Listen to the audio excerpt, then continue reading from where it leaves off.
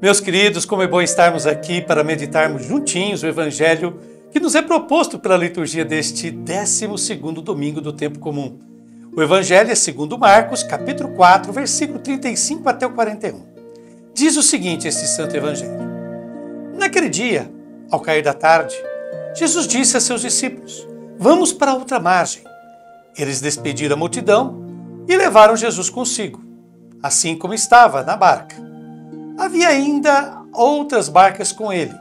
Começou a soprar uma ventania muito forte e as ondas se lançavam dentro da barca, de modo que a barca já começava a se encher. Jesus estava na parte de trás, dormindo sobre um travesseiro. Os discípulos o acordaram e disseram, Mestre, estamos perecendo e tu não te importas? Ele se levantou e ordenou ao vento e ao mar, Silêncio, cala-te! O vento cessou e houve uma grande calmaria. Então Jesus perguntou aos discípulos, por que sois tão medrosos? Ainda não tendes fé? Eles sentiram um grande medo e diziam uns aos outros, quem é este, a quem até o vento e o mar obedecem? E esta é a palavra da salvação.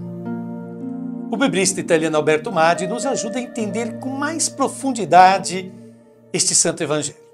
Madi nos diz que no evangelho deste domingo, o evangelista Marcos reflete sobre as tensões da igreja primitiva.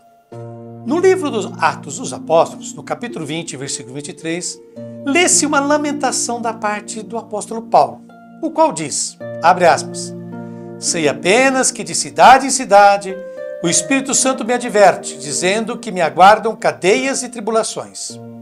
E é verdade, mas por quê? Porque Paulo não faz aquilo que o Espírito Santo lhe havia dito de fazer. Jesus tinha escolhido Paulo para ser luz das nações, como está lá no livro de Atos, capítulo 13, versículo 47.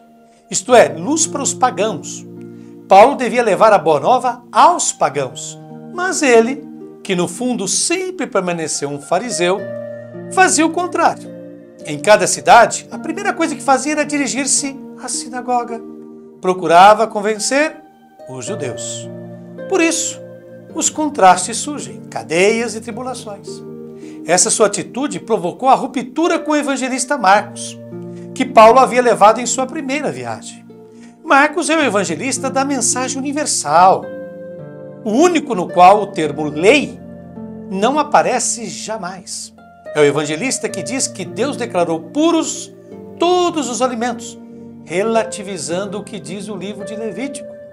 Marcos não concorda com Paulo. Marcos é a favor de uma mensagem universal, dirigida a todos os pagãos, não com categorias do Antigo Testamento. Paulo ofendeu-se tanto que não quis mais Marcos consigo em suas viagens missionárias.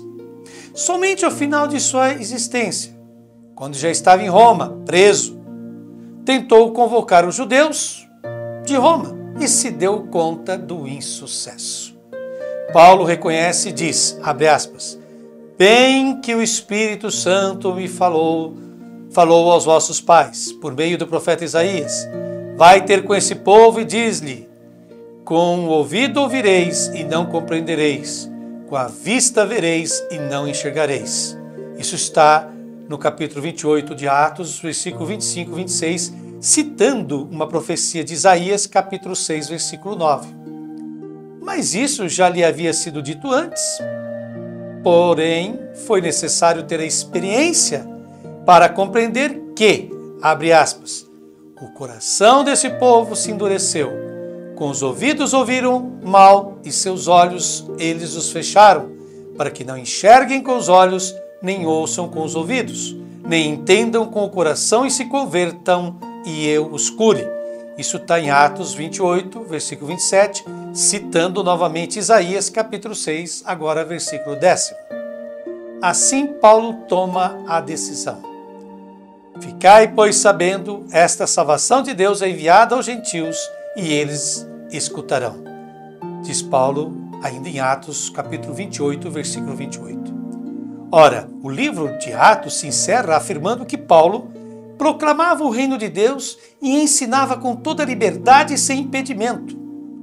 Qual era o impedimento que Paulo tinha antes? aquele que ele próprio punha ao utilizar categorias do Antigo Testamento para pregar o Evangelho e ao buscar os judeus e não os pagãos, como lhe havia pedido Deus através do Espírito Santo. Pois bem, essa tensão que se reflete no apóstolo Paulo e que foi descrita agora há pouco, reflete-se no texto do Evangelho de hoje. Jesus pede aos discípulos, abre aspas, vamos para outra margem. Ora, ir para outra margem significa ir para terras pagãs. E os discípulos não querem saber disso. Eles pensam na exclusividade, no primado de Israel. E então, quando estão no lago, quer dizer, no mar da Galileia, ergue-se uma grande tempestade com um vento forte. O que é este vento? É justamente o espírito dos discípulos, que não desejam ir ao encontro dos pagãos. Parece estranho que, em meio a essa grande tempestade, o único que não se dá conta seja Jesus, o qual, inclusive, segundo o evangelista, dorme tranquilamente na popa do barco, pois essa tensão não lhe diz respeito. Ele, Jesus, é a favor da abertura aos pagãos. Em seguida, há a intervenção de Jesus, o qual trata o vento com os mesmos termos com que trata os espíritos impuros. Jesus grita, silêncio, cala-te. O que é esse espírito impuro?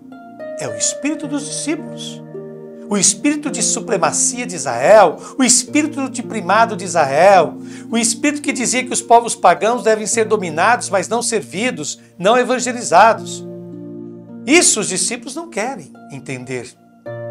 De fato, a conclusão a qual chegam os discípulos de Jesus é perguntar-se: quem é este, a quem até o vento e o mar obedecem?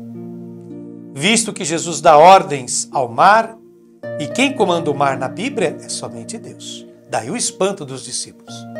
Os discípulos estão com Jesus, o seguem, o acompanham, mas não o compreendem. E, ironia de Marcos, o único neste evangelho que compreenderá Jesus será justamente um pagão. Aqueles pagãos aos quais os discípulos não queriam ir. Será justamente um pagão, mais precisamente o centurião romano junto à cruz de Jesus, que dirá, verdadeiramente este homem era filho de Deus, como está no capítulo 15, versículo 39 de Marcos. Pois bem, vamos agora fazer uma reflexão pessoal. À luz do que Madi nos disse, eu vos proponho a seguinte reflexão. O Evangelho apresenta-nos uma das mais desafiantes questões que o cristianismo enfrenta e sempre enfrentará. Ou seja, ser obediente ao Espírito de Jesus, à vontade de Deus, expressa nas palavras, gestos e atitudes de seu Filho, ou buscar seus próprios caminhos, confiar em suas próprias estratégias, táticas e meios de evangelizar. Quantas vezes insistimos em seguir, apoiar e viver um estilo de vida cristã que não corresponde àquele desejado e apregoado por Jesus Cristo. Os discípulos de Jesus também caíram nessa tentação. Por isso, os ventos lhes foram contrários.